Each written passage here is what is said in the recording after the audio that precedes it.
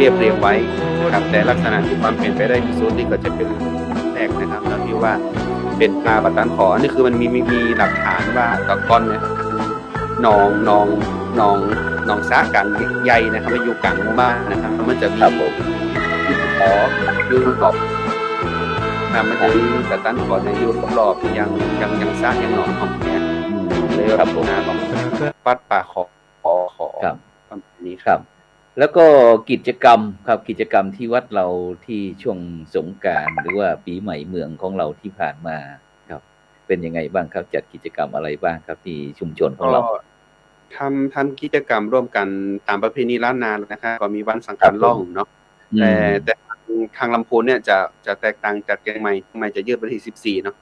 นะครับถามว่าลอง14 15 16นะครับแต่ลำพูนเนี่ยก็คือทางมติของคณะสงฆ์ทางหลวงพ่อเพิ่นก็บอกว่าให้เอาตามธรรมเนียมปฏิบัติที่ปฏิบัติกันมา แล้วก็ตามปฏิทินวันหยุดเพราะว่าเอื้ออำนวยความสะดวกให้ลูกให้หลาน ครับผม ปฏิทินศัพท์ ครับผม แต่บ้านไหนจะประพฤติปฏิทินล้านนาก็ยืดเอาตามสะดวกของแต่ละหมู่บ้านนะครับเนาะแต่เราก็ยังมีทำตามประเพณีครับมีการปุจจาเข้ารถเคาะนะครับเนาะมีการกดใจเข้าวัดนะครับตานตุงนะครับตานตุงตานขันเข้าหาบรรพบุรุษญาติกาวงศาพี่น้องแล้วก็ทำการดำหัวก็ตามวันนะครับวันสังขารล่องนะครับเนาะวันเนานะครับวันพยาวันวันปากปีนะครับก็ทำตามลำทั้งหมดครับฉะนั้นก็ถือว่ายังสืบสารจารีตประเพณีนะครับพื้นบ้านล้านนาของเรานะครับโดยเฉพาะศาสนาพิธีทางพระพุทธศาสนานะครับซึ่งก็มีความสำคัญนะครับหลายท่านหลายคนบอกพิธีกรรมเนี่ยมันเป็นเพียงภายนอกชาวพุทธของเราทำไมไม่มุ่งไปที่แก่นแท้ของพุทธศาสนานะครับซึ่งโดยเฉพาะศาสนาพิธีบรรดาท่านผู้ฟังท่านผู้ชมก็คือพิธีกรรมหรือว่าระเบียบแบบแผนต่างๆที่ดีงามนะที่พึงปฏิบัติในทางพระพุทธศาสนานะซึ่งก็เปรียบเสมือนเครื่องห่อหุ้มพระพุทธศาสนาไว้นะซึ่งโดยเฉพาะพุทธศาสนิกชนทั่วไปก็ได้เห็นแล้วก็ปฏิบัติได้อย่างถูกต้องนะซึ่งก็ทำให้พิธีกรรมต่างๆที่ประกอบขึ้นเป็นระเบียบเรียบร้อยสวยงามนะซึ่งโดยเฉพาะก็เป็นที่ตั้งแห่งความเลื่อมใสศรัทธาของผู้พบเห็นแล้วก็เป็นการแสดงถึงความเจริญทางด้านจิตใจนะของผู้ที่นับถือพระพุทธศาสนาก่อให้เกิดศรัทธาความเชื่อความเลื่อมใสในพระพุทธศาสนามากยิ่งขึ้นชนี้เป็นต้นนะครับฉะนั้นก็ประโยชน์ของการประกอบพิธีนี่ก็จะประโยชน์ทางใจโดยเฉพาะก็แล้วก็เพื่อที่จะรักษาเอกลักษณ์ของชาตินะครับซึ่งก็ไม่มีชาติใดที่จะเหมือนนะครับชาติใดเหมือนแสดงความเป็นไทยนะครับที่พวกเราได้แสดงออกไว้นะครับแล้วก็เป็นส่วนที่จะช่วยทำรงพระพุทธศาสนานะครับแล้วก็โดยเฉพาะนะครับศาสนพิธีก็เป็นขั้นตอนที่ชักจูงใจนะครับให้ผู้ปฏิบัติทราบซึ่งเกิดศรัทธาในพุทธศาสนานะครับโดยเฉพาะจะมีทั้งหมดประมาณ4หมวดนะท่านอาจารย์เนาะศาสนพิธีเรามี4หมวดก็คือเรื่องกุศลพิธีกุศลพิธีนี่ก็ไม่ว่าจะเป็นเกี่ยวกับพิธีเวียนเทียนในวันสำคัญทางพุทธศาสนาซึ่งอีกไม่กี่วันครับท่านอาจารย์ก็จะถึงวันสำคัญในทางพุทธศาสนาอีกแล้ววันวิสาขบูชาเป็นวันที่ประสูติตรัสรู้นะครับปรินิพพานนะครับเดือน6ใต้ปีนี้จะเป็นเดือนมิถุนายนเพราะว่าเป็นปีอธิกมาศพระอาจารย์ปีอธิกมาศมันจะเลื่อนไปอีก1เดือนก็จะเป็นเดือนปีนี้ก็จะตกเดือนกเพ็งตั้งแต่จะตรงกันก็คือเดือน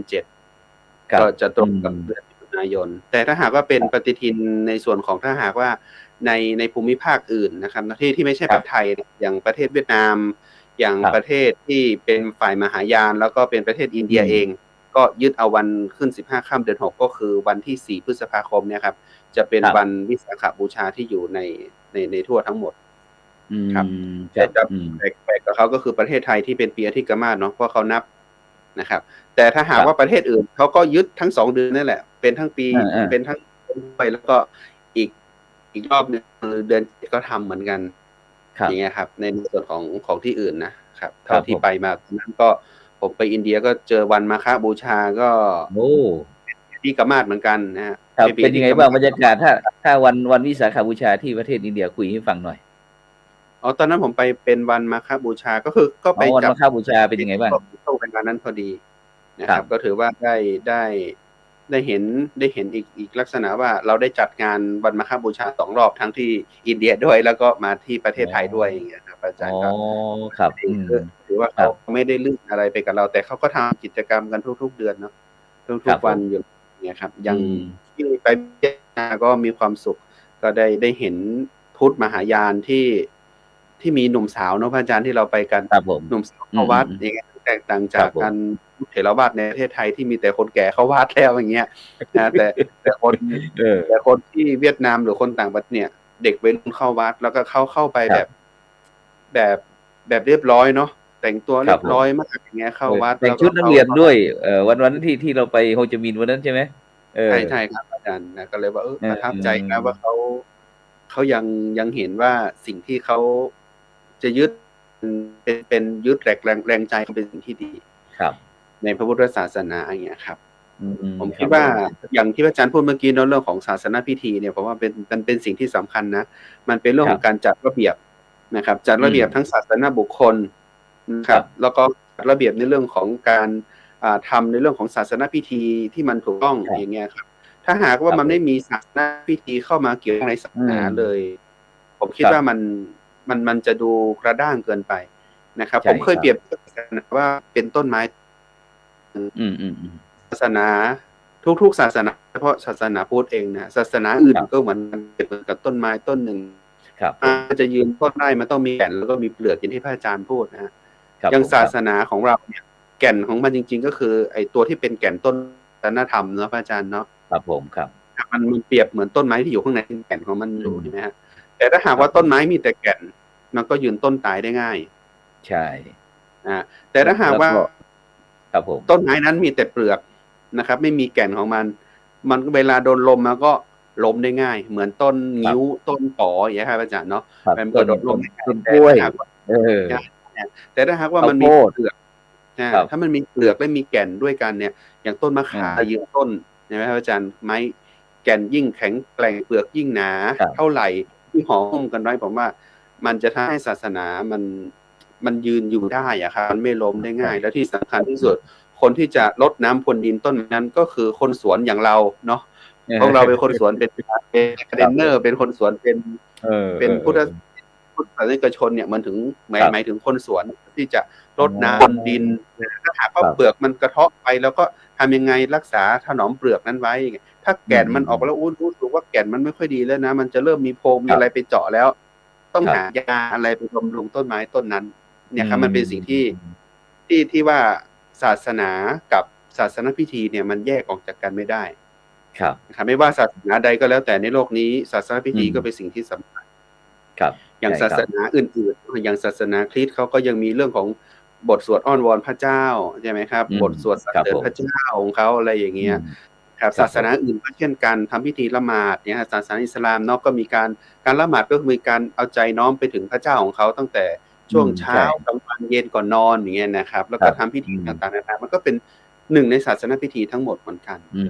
ครับซึ่งก็เน้นทำศาสนพิธีทางแต่ละศาสนาแล้วก็เพื่อที่จะให้ใจไม่เกิดความวุ่นวายนะครับให้ใจจิตใจสงบนี่เป็นต้นนะครับฉะนั้นก็ในโอกาสนี้ก็ท่านอาจารย์พระมหาอนุวัฒน์ทิตาเมโทนะครับเจ้าวาดวัดหนองประคอก็บอกว่าพี่น้องพุทธศาสนิกชนก็เหมือนกับชาวไร่ชาวสวนนะครับที่จะต้องคอยทำนุบำรุงนะครับคอยพรวนดินรดน้ำพรวนดินให้ปุ๋ยนะครับแต่สิ่งผลไม้รากไม้หรือว่าพืชพันธุ์ธัญญาหารต่างๆถึงจะมีความให้ผลิตผลได้เป็นอย่างดีนะครับฉะนั้นก็พี่น้องชาวพุท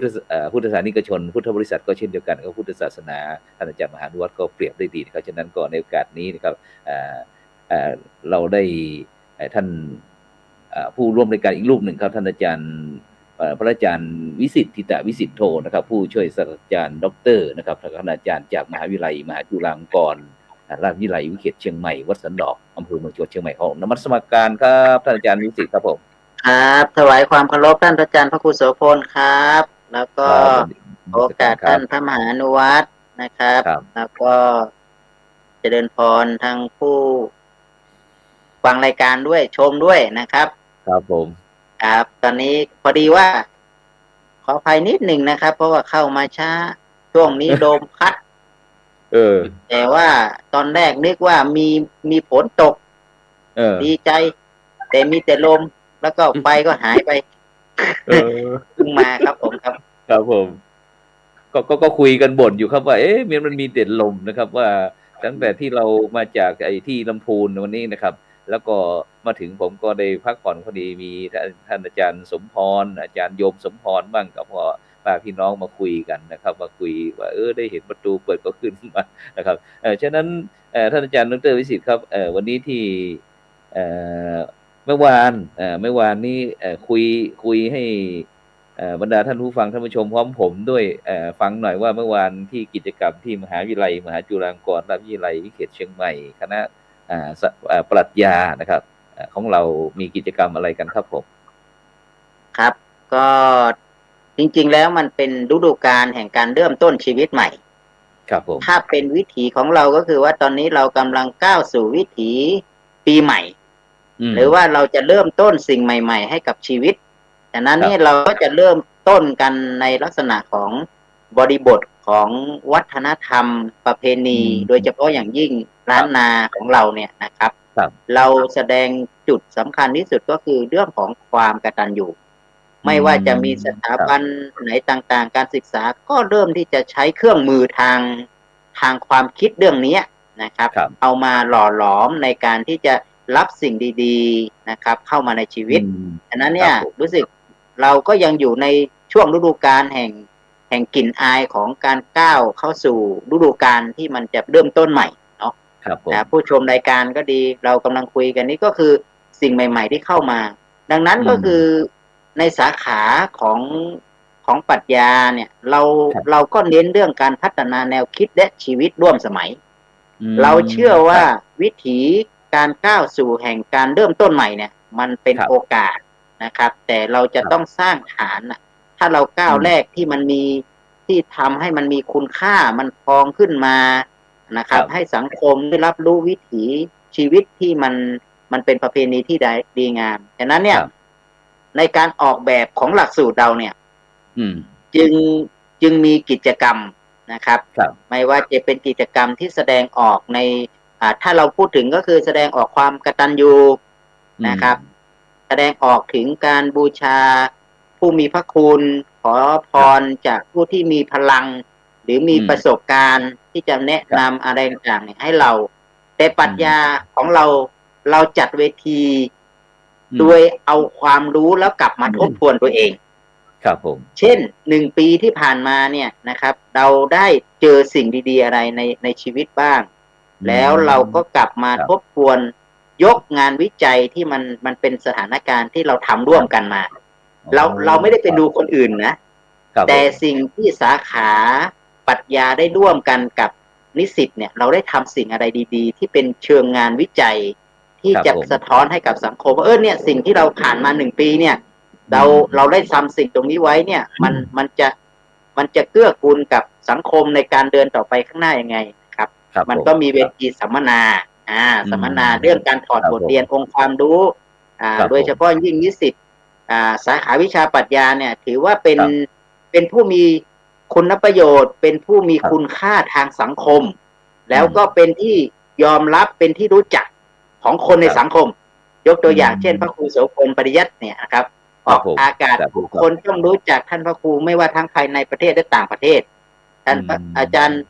พระมหานุวัตรที่เป็นทั้งพระสังฆาธิการเป็นทั้งอาจารย์เป็นทั้งครูเป็นทั้งประธานเครือข่ายพระกีฬานุปถากที่ขับเคลื่อนเรื่องธรรมนูญเรื่องสุขภาพพระสงฆ์เนี่ยมีคุณค่าทั้งนั้นเลยนะครับที่เข้ามาสู่ในสาขานี้มันจึงทำให้เราในสาขาของเราเนี่ยมีอะไรคุยกันเยอะนะครับเวลาเกิดสถานการณ์หรืออะไรต่างๆเราก็ใช้เวทีกลางๆเนี่ยเป็นการเหมือนกันสุดท้ายพอเราพูดคุยแนวคิดเรียบร้อยเนี่ยเราก็กลับมาทบทวนว่า1 ปีที่ผ่านมาเนี่ยเรามีอะไรที่ขาดตกบกพร่องไปไหมเรามีอะไรตักเตือนกันไหมมันเป็นเหมือนกับความงดงามในพระธรรมวินัยครับผมว่าผู้มีอายุพรรษาที่มากกว่าผู้ที่มีอายุพรรษาน้อยกว่าก็เคารพลูกศิษย์ก็เคารพครูบาอาจารย์ มีการให้ศีลให้พรให้ครับ สิ่งที่ดีๆในเป็นมงคลนะครับของกันและกัน ผมคิดว่ามันเป็นความงดงามในว่าการเรียนในมหาวิทยาลัยสงฆ์การเรียนในสาขาวิชาปรัชญาที่เราคิดว่าสิ่งเนี้ยเป็นสิ่งที่มีคุณค่า ที่เราอยากให้สังคมได้ทำเราอย่าไปมองว่าส่วนหนึ่งเนี่ยนะครับผมเคยคุยในเวทีทุกครั้งว่าคุณค่าของเราเนี่ยมันจะดีงามก็ต่อเมื่อที่คนอื่นได้ประโยชน์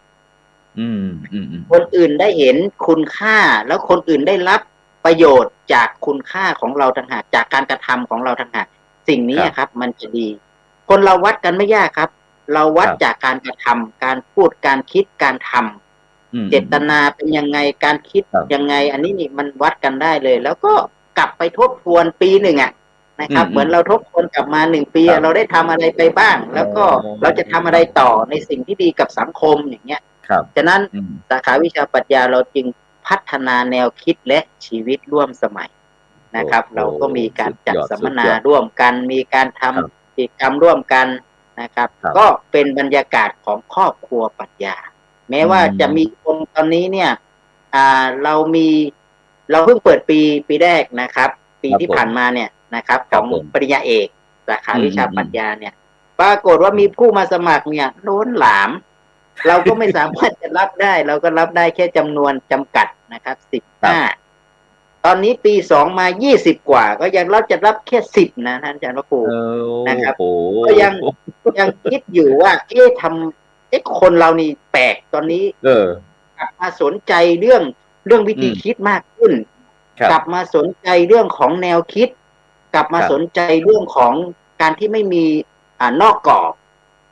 บางทีมันอยู่ในกรอบอาจจะอึดอัดก็ได้เนาะแต่ว่าบางครั้งนี่มันอยู่นอกกรอบคนเราเริ่มคิดนอกกรอบมากขึ้นคนที่ไม่คนที่ยิ่งเป็นวัยรุ่นเรื่องอะไรเขาก็ไม่ค่อยสนใจเรื่องของศาสนามากขึ้นเพราะว่าเขามีตั้งคำถามเยอะมากด้วยเหตุผลอะไรต่างเนี่ยมันก็เลยเป็นลักษณะของการเข้าไปสู่การเรียนปรัชญาเพราะทุกคนชอบตั้งคำถามว่ามันคืออะไรมันเป็นอะไรการเรียนปรัชญาเหมือนกับการเรียนที่ไม่ได้กลัวผ่านจากความกลัวไปแล้ว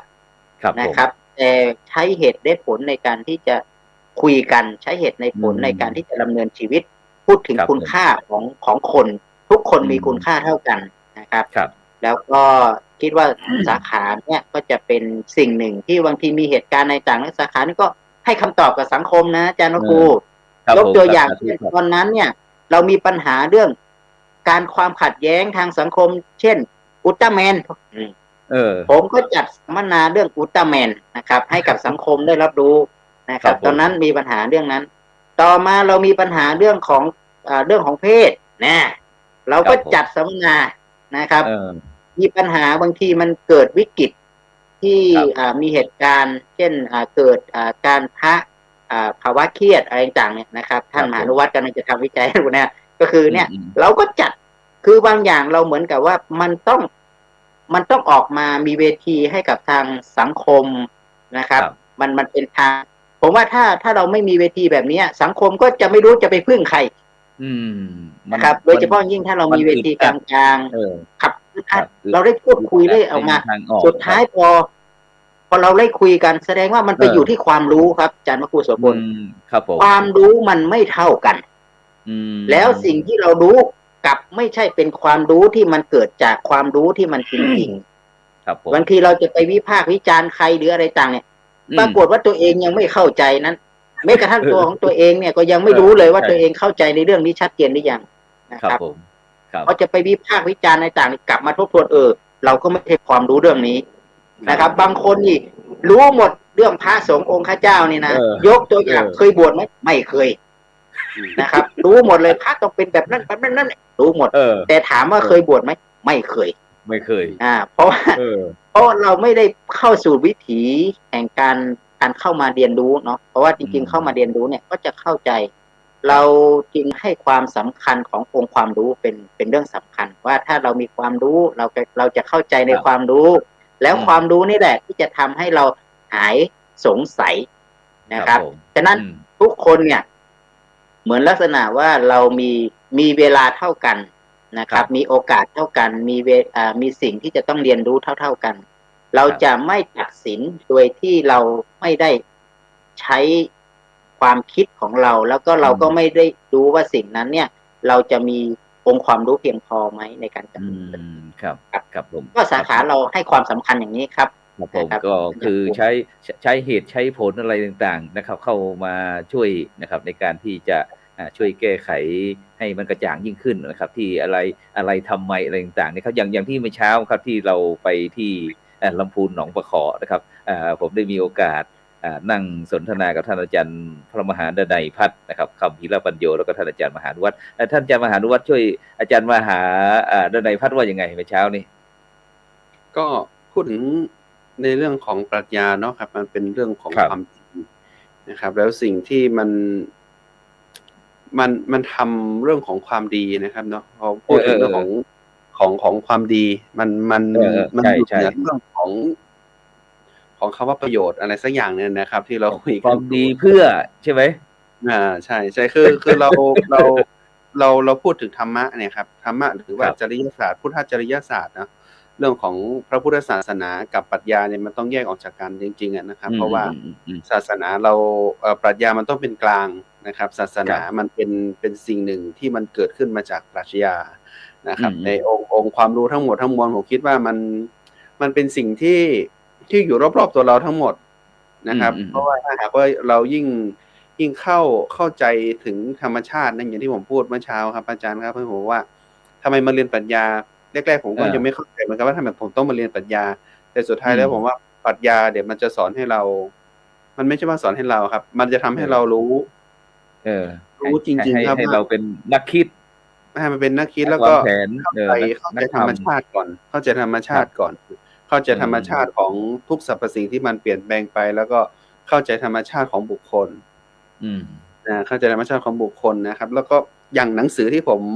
นำมาวิจารณ์เนาะมันเป็นเรื่องของจริยศาสตร์ในการช่วยเหลือผู้อื่นอย่างเงี้ยครับแล้วมันมีในบทหนึ่งที่บอกว่า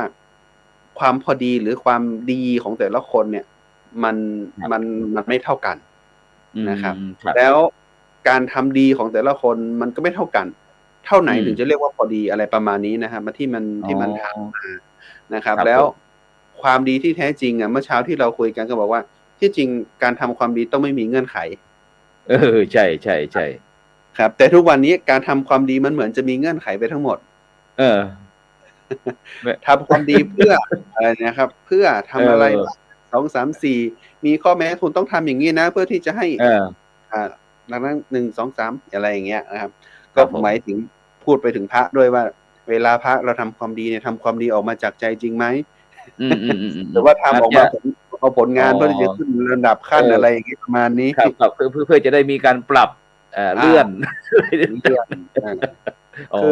คือมันเหมือนมันมีข้อแม้ทั้งแต่ถ้า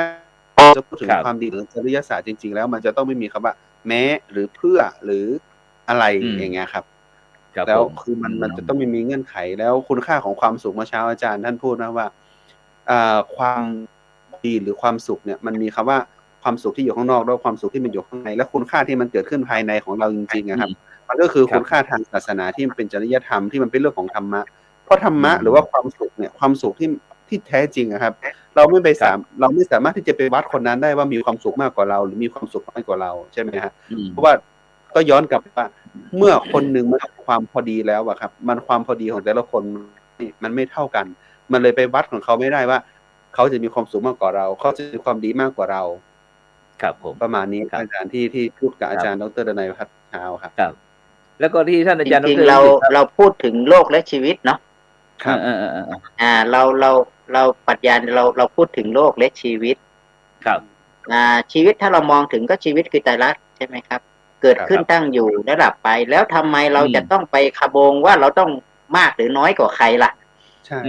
เพราะว่าทุกคนเนี่ยมันก็ไม่ได้มันก็เป็นสิ่งที่โลกที่มันมีการเปลี่ยนแปลงไปอยู่แล้วครับใช่ไหมครับแต่ทีนี้เรากำลังคุยกันเรื่องปัจจุบันแต่ทีนี้เราเอาอดีตที่ผ่านมาไม่รู้กี่ร้อยปีเนี่ยนะแล้วมาใช้ในปัจจุบันน่ะมันจะได้ยังไงล่ะ มันคนละยุค วิถี แล้ว มันไม่เหมือนเดิม ใช่ ใช่ไหมครับ มันไม่เหมือนเดิม แล้วทีนี้ ด้วยพระอาจารย์ เรายังจะอยู่แบบนั้นอยู่ไหมยกตัวอย่างตอนนี้เนี่ย ถ้าเราบอกว่าพระเราเนี่ยห้ามออกสื่อแบบนี้นะถามว่าคุณโยมยังจะได้ฟังธรรมะไหมโควิดมาปุ๊บเนี่ยวิถีมันเปลี่ยนไปใหม่หมดเลยใช่ใช่ครับจากที่เราไม่เคยเจอกันอยู่ต่างประเทศเราก็เห็นกันได้คุยกันได้ใช้สื่ออะไรต่างเนี่ยเห็นมันวิถีมันต่างไปไงก็ถามว่าโอ้มันตอนนี้นี่ไม่ได้นะเราต้องเป็นแบบนั้นแบบนี้มันไม่ได้เราอย่าไปมโนเราอยู่กับความเป็นจริงชีวิตเราต้องมีความสุขกับปัจจุบันแล้วก็ต้องเอื้อกันที่เหมือนท่านอนุวัฒน์พูดเนี่ยคือเอาความสุขมาเป็นที่ตั้งเอาคุณงามความดีมาเป็นที่ตั้งเอาจิตที่บริสุทธิ์มาเป็นที่ตั้ง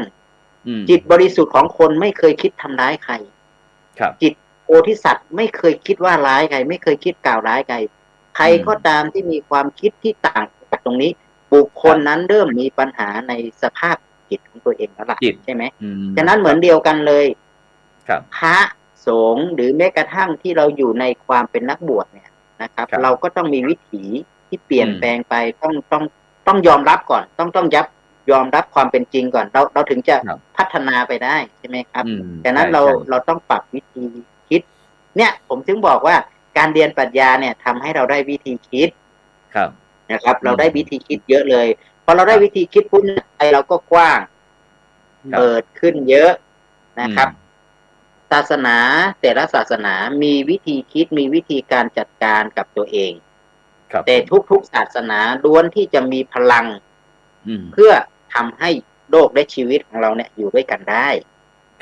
นะครับมันไม่ได้เป็นความขัดแย้งเลยสิ่งที่ขัดแย้งคือขัดแย้งกับกิเลสของตัวเองมากกว่ามันเกิดความโลภความโกรธความหลง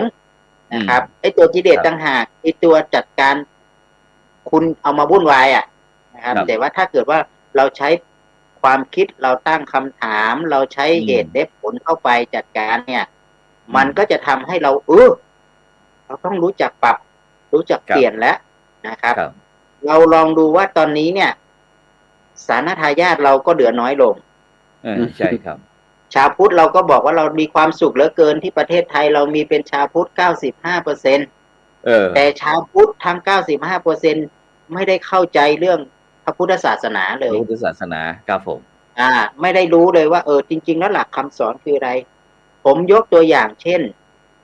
บางคนนี่ถือห้อยพระเครื่องเต็มคอเลยนะอาจารย์ครูห้อยครูบาเจ้าศรีวิชัย1 เหรียญแสดงว่าอยากเอาเสียกิยวัตรในการปฏิบัติของครูบามาอยู่กับตัวเองใช่ไหมวันนี้เนี่ยหลวงพ่อพูดชัดเจนเลยนะครับพระเดชพระคุณหลวงพ่อเจ้าคณะจังหวัดลำพูนผมก็เลยนึกขึ้นมาได้ท่านบอกว่าพระรอดเนี่ยไม่ใช่องค์ใหญ่ๆไม่ใช่เป็นองค์ประธานนะแต่องค์เด็กๆแต่เอามาห้อยปุ๊บเนี่ยเราต้องดูว่าคุณค่าของพระรอดเราต้องมาปฏิบัตินะแต่ถ้าเราห้อยพระแต่เราไม่รู้เลยว่าเราต้องปฏิบัติยังไงที่เรามีสมมุติเราห้อยครูบาเจ้าศรีวิชัยเนี่ยเราต้องเอาข้อวัดปฏิบัติของครูบามาอยู่กับตัวเองนะเพื่อจะเตือนตัวเองอยู่ตลอดอันนี้โยมห้อยไปทุกอย่างเลยมันก็ไม่รู้เป็นยังไงห้อยกันไปอย่างนั้นนะครับในนิติเนี่ยการมีความเชื่อทางเนี้ยอันนี้เป็นอภิปรัชญานะเนี่ยครับผมใช่ไหมเป็นความรู้สึกว่ามันอยู่ในตัวเองมันมองไม่เห็นเป็นรูปธรรม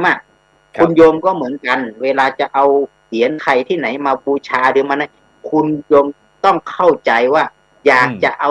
คุณค่าของความดีงามของท่านมาอยู่กับเราแล้วเราก็จะปฏิบัติเดินรอยตามนะครับอันนั้นต่างหากสิ่งที่เราต้องการให้เหมือนกับเป็นการแสดงตัวตนและอัตลักษณ์ครับผมครับของการรู้สึกบูชาครูบาอาจารย์ที่เอามาอยู่ใกล้ตัวแล้วรู้สึกว่าเรามีสติขึ้นเราลดคนอื่นขึ้นนะครับแต่ถ้าห้อยครูบาเจ้าศรีวิชัยแล้วเห็นใครก็วิพากษ์วิจารณ์ไปหมดอย่างนี้นะอันนี้นี่ไม่ใช่แล้วครับยังไม่ได้ครับไม่ใช่ละเพราะว่าครูบาไม่เคยมีเหตุการณ์อย่างนี้เกิดขึ้นครูบาใช่ครับฉะนั้นเหมือนเดียวกันผมก็ย้อนกลับมาว่าเราเนี่ยเป็นชาวพุทธแต่เราก็ยังติเตียนกันอยู่เห็นไหม มันก็ไม่ใช่ว่าตัวตนที่เราศึกษาชาวพุทธเพราะว่าการศึกษาเนี่ยทำให้เราสู้กับตัวเองขัดเกลากิเลสตัวเองแต่เราไม่ใช่เอาหลักคำสอนไปเปรียบเทียบกับคนใดคนหนึ่งที่ท่านอาจารย์พระครูโสพลกำลังพูดแล้วก็ท่านของเราไม่ไปเปรียบว่าคุณค่าของใครมีเยอะหรือมากน้อยถูกใช่ไหมครับเพราะเราเปรียบไม่ได้ว่าระหว่างผมกับท่านมหานุวัฒน์เนี่ยมันมีเครื่องไม้เครื่องมือมาจี้กันว่าใครมีบุญมากมีบุญน้อยเนี่ยมันไม่มีเครื่องวัดครับอาจารย์ใช่ใช่มันไม่วัดไม่ได้ว่าใครมีความสุขมากกว่ากันถ้าไปจิ้มกันปุ๊บเนี่ยนี่ขึ้นมาปุ๊บอันนี้มีความสุขมากมันไม่มีครับแต่มันมีความสุขตรงที่ว่าเราได้ทำงานเพื่ออะไรยังไงทุกวันนี้นะครับนิสิตที่มาเรียนปรัชญาเนี่ยเขามีความสุขว่าเขาได้ทำงานเพื่อสังคมทำงานเพื่อแบ่งปันทำงานเพื่อนี้อันนี้ไงนี่คือความสุขของเขาแต่ถ้าวันไหนที่ไม่ได้ทำนี่เขาจะเครียดมากเลยอันนี้ก็คือจริตเขาที่เขาสะสมมาเนาะเป็นรถไปชนได้ขอบฟุตบาทก็มีใช่ไหมเครียดใช่ครับรถไปชนฟุตบาทก็มีฉะนั้นเราอย่าไปเครียดญาติโยมอย่าไปคิดว่ามันจะต้องเครียดมันไม่ได้เครียดเลยเรียนปรัชญานี่มันเรียนเพื่อความสุขครับเรียนเพื่อความสุขเรียนเพื่อเข้าใจโลกและชีวิตนะครับเข้าใจโลกชีวิตของเขาด้วยนะครับมันก็จะมีความสุขในการเรียนนะครับอันนี้ก็อยากไหนก็คุยกันแล้วเนี่ยนะครับปีใหม่ที่ผ่านมาเนี่ยมันก็น่าจะเข้าใจเรื่องของแนวคิดทางการเรียนการศึกษาผมว่าปรัชญาเป็นเครื่องมือในการตรวจสอบนะครับผมตรวจสอบหลักคำสอนตรวจสอบในความดีงามตรวจสอบในคุณค่าเราจะเป็นคนที่ไม่ได้เชื่ออะไรง่ายๆจนกว่าเราจะใช้สติปัญญาของเราเนี่ยพิจารณาว่าสิ่งที่เราตัดสินใจเนี่ยมันคือสิ่งที่เรามีความรู้ทั้งหมดแล้วแต่ถ้าเกิดเมื่อใดก็ตามที่เรายังไม่สามารถตอบองค์ความรู้หรือว่าสิ่งที่เราจะไปห้ามไปตัดสินว่าสิ่งนั้นดีหรือไม่ดีเพราะว่าแม้แต่แค่เครื่องมือทางปรัชญาก็ไม่ได้ตัดสินว่าสิ่งนี้ดีหรือไม่ดีนะแต่ว่าบอกว่าสิ่งนี้ที่มันมีคุณค่าเพราะด้วยเหตุผลใดสิ่งนี้ที่มันมองไม่เห็นคุณค่าเพราะมันแต่อีกมุมหนึ่งก็ยังมีคุณค่าอยู่นะครับผมนะครับถ้าเกิดว่าเราไม่เห็นสีดำเนี่ยเราจะเห็นสีขาวได้ยังไงครับอย่างนั้นมันจึงเกื้อกูลกันไงครับนะครับแล้วถ้าเราไม่เห็นว่าสิ่งไม่ดีเนี่ยเราบอกเองนะสิ่งที่ไม่ดีนะแต่สิ่งไม่ดีนั่นคือสิ่งที่ดีเพราะบางอย่างคือเราไปตัดสินไงว่าสิ่งนั้นน่ะไม่ดีเพราะเราตัดสินภายใต้กิเลสของตัวเองครับผมใช่ไหมครับมีหลักการอย่างนี้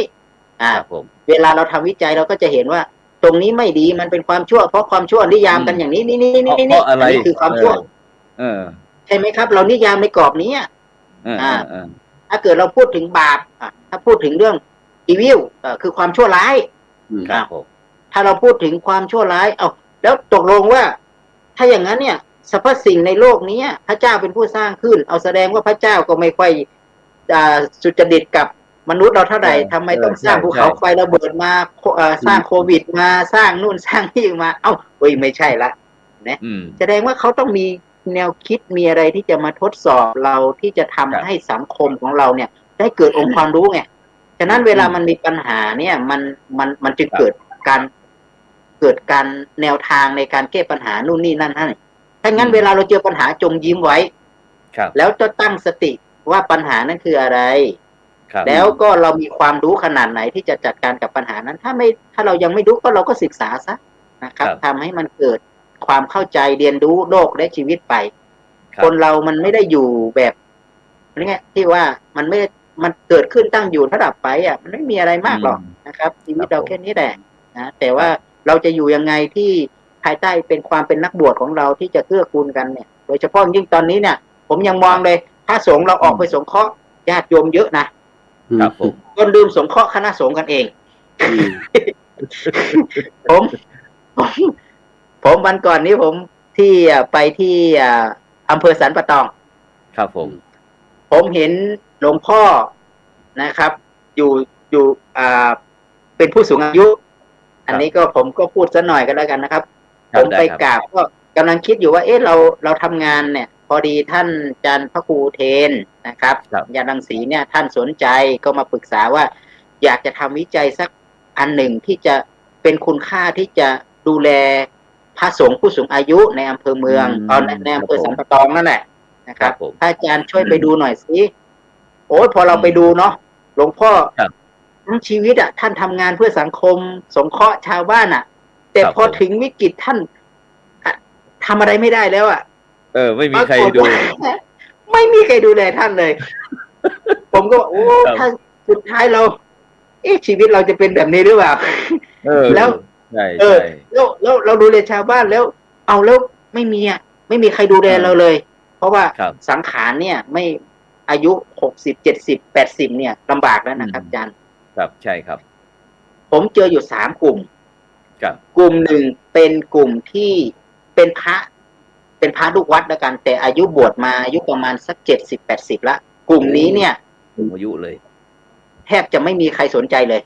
เป็นพระลูกวัดครับนะครับกลุ่มที่2คือกลุ่มที่เป็นพระสังฆาธิการกลุ่มนี้ก็ตั้งแต่เป็นเจ้าอาวาสเนาะเป็นเจ้าคณะตำบลอำเภออะไรวันนี้เนาะอะไรกลุ่มนี้อันนี้กลุ่มนี้แล้วกลุ่มที่3เป็นกลุ่มครูบานี่ก็เป็นกลุ่มที่มีบารมีมีคล้ายๆว่าเป็นเกจิแล้วกันที่ความเลื่อมใสมีสุดนะฮะ3 กลุ่มนี้อยู่กันคนละอย่างเลยกลุ่มที่1แทบจะไม่มีใครสนใจกลุ่มที่2ก็ยังมีพระลูกวัดคอยดูแลแต่พระลูกวัดก็อายุมากแล้วที่จะดูแลก็ลำบากแต่ว่ากลุ่มที่เป็นครูบาอาจารย์ปฏิทิยังมีญาติโยมนะยังมีลูกศิษย์ลูกหาเข้ามาดูยังนี่อยู่ผมก็เลยมองว่าเพียงแค่สภาพของเราเนี่ยนะครับตอนที่เรามีพลังเนาะสร้างโบสถ์สร้างวิหารอะไรต่างๆนี่โอ้เยอะแยะสร้างไม่รู้กี่10 ล้านเราสามารถทำได้แต่สุดท้ายบ้านปลายชีวิตของเราไม่มีใครดูแลครับหลวงพ่อครับครับไม่มีใครดูแลเลยหาพระลูกเนรที่จะมาดูแลกันเวลาเจ็บไข้ได้ป่วยนะครับแล้วก็ถามหลวงพ่อว่าเรามีกองทุนนู่นกองทุนนี่เรามีครับมีตอนมรณภาพครับ แต่เราไม่มีกองทุนตอนที่เรายังมีชีวิตตอนที่เรายังเจ็บป่วยที่จะดูแลกันเนี่ยเราไม่มีเรามีครับถ้าสมมุติว่าหลวงพ่อท่านมรณภาพก็จะมีการรวบรวมปัจจัยมาแล้วก็ชาวบ้านกิจสงเคราะห์ไม่ก็ได้จำนวนหนึ่งนะครับแต่ผมก็ไม่รู้ว่าหลวงพ่อที่มรณภาพไปนี้ท่านจะได้รับอะไรบ้างอันนี้ไม่รู้แต่ขณะที่ท่านมีชีวิตอยู่แบบนี้เป็นพระลูกวัดอย่างเงี้ยท่านนอนป่วยอยู่เนี่ยไม่มีใครดูแลแม้กระทั่งอาหารที่จะไปถวายท่านยังก็ไม่มีสุดท้ายเนี่ยกลับมองอีกอันหนึ่งก็คือว่าท่านเป็นภาระของวัดท่านเป็นภาระของคณะสงฆ์แล้วก็คณะสงฆ์เราก็บอกว่าไม่มีความรู้ในการที่จะดูแลท่านเห็นไหมครับสุดท้ายมาตอบที่ไม่มีความรู้ผมว่าทุกสิ่งทุกอย่างเนี่ยมันเป็นแค่ข้ออ้างครับไม่ใช่ว่ามีความรู้พระเราก็ต้องเรียนรู้ไงครับผมเราไม่มีความรู้ในการดูแลผู้สูงอายุเราก็ต้องมีหลักสูตรในการเรียนรู้ผู้สูงอายุไงครับผมจึงมีพระคีลานุปถากที่เป็นพระอาสาสมัครเราไม่มีอสม.เราก็มีพระอสว.มาอย่างท่านมหานุวัฒน์เนี่ยก็สร้างพระรุ่นใหม่มาดูแลกันถามว่าในสมัยพุทธกาลเนี่ยมีไหมพุทธเจ้าตัดชัดเจนว่าพระต้องดูแลกันน่ะพุทธเจ้าให้เราก็ต้องดูแลกันน่ะแต่พอมาสมัยเนี่ยพระพุทธองค์ยังอยู่นะท่านบอกโอ้ทำไมเราปล่อยปละละเลยกันถึงขนาดนี้ อันนี้อันหนึ่งนะครับแม้กระทั่งเราจะดูแลกันช่วงนี้ทำไมเราไม่ดูแลกันดีๆนะครับญาติโยมบางคนอีกสุดท้ายนะครับท่านไม่สามารถอยู่วัดได้ครับอาจารย์พระครูโสพลครับผมต้องลาสิกขาถ้าไม่ลาสิกขาต้องเอากลับไปให้เป็นภาระที่บ้านดูแลแล้วไปอยู่ในบ้านที่ไปอยู่เองเห็นไหมอย่างนี้ครับโอ้ผมอยากคุยมากเลยเวทีต่างๆในผมคุยผมว่าผมคุยไม่รู้ว่าเผื่อมันจะมีอะไรขึ้นมาแล้วก็ผมก็คิดว่าผมก็สร้างลูกศิษย์ทำให้พระกีฬานุปถากนู่นนี่นั่นลุกขึ้นมาตอนนี้เปิดหลักสูตรผู้ช่วยพยาบาลให้กับพระนะครับครับผมแล้วก็เปิดหลักสูตรเขาบอกว่าพระเรียนไม่ได้วิชาชีพเอาหลักสูตรอะไรที่มันสามารถเรียนแล้วมีใบรับรองเดี๋ยวมีคนไปบอกว่าพระมาดูแลไม่จบหลักสูตรนู่นนี่นั่นมาเดี๋ยวจะมีการร้องเรียนพระอีกงั้นนะครับ ฉะนั้นเนี่ยเราก็บอกว่าเอาหลักสูตรเรียนไปแล้วก็ท่านก็ได้เกียรติบัตรไปท่านจะใช้ไม่ใช้แล้วแต่ท่านลาสิกขาไปท่านก็ไปดูแลชุมชนสังคมต่อไปได้ใช่ใช่ใช่ หลักสูตรผู้ช่วยพยาบาล420 ชั่วโมงเรียนไปตอนนี้จะเปิดหลักสูตรเรื่องของอะไรครับเรื่องของหลักสูตรไปเรื่องของแพทย์แผนไทยครับอาจารย์ครับตอนนี้ครับผมเจอก็คือว่าพระสงฆ์ผู้สูงอายุเนี่ยไม่มีใครดูแลเรื่องของการนวดการจับเส้นการใช้สมุนไพรอบอาจารย์ลองคิดว่าถ้าในวัดเรามีลูกพระลูกเนรมีความรู้เรื่องนี้นะครับไปบีบไปนวดจับเส้นให้พระเดชพระคุณหลวงพ่อที่เพิ่นสูงอายุมันคือความงดงามของคณะสงฆ์ครับใครเห็นก็ต้องอนุโมทนาโยมเห็นโยมก็ต้องสาธุผมคิดว่านะครับเพราะว่าเราไปดูแลกันเองถ้าเราไม่ทำแบบนี้แล้วเนี่ยสังคมที่ไหนครับสังคมพระสงฆ์เรามันจะงดงามได้ยังไงเนี่ยผมถึงบอกไงว่าตอนนี้เราต้องกลับมาให้ความสำคัญเรื่องสุขภาพเรื่องการดูแลกันตอนรู้สึกเราสงเคราะห์ญาติโยมไปเยอะแล้วนะเขาครูแล้วกลับมาสงเคราะห์กันเองกลับมาสงเคราะห์พระสงฆ์กลับมาสงเคราะห์แล้วก็ญาติโยมก็ต้องมาดูแลพระสงฆ์อนุเคราะห์สงเคราะห์เนี่ยครับมันสุดท้ายเนี่ยถ้าเราทำวัดอย่างนี้ก็จะเป็นประโยชน์ให้กับฆราวาสญาติโยมที่มีอายุมากๆก็อยากเข้ามาอยู่ในวัดเพราะว่ามีพื้นที่ดูแลสุขภาพตัวเองนู่นนี่นั่นโอ้สบายละ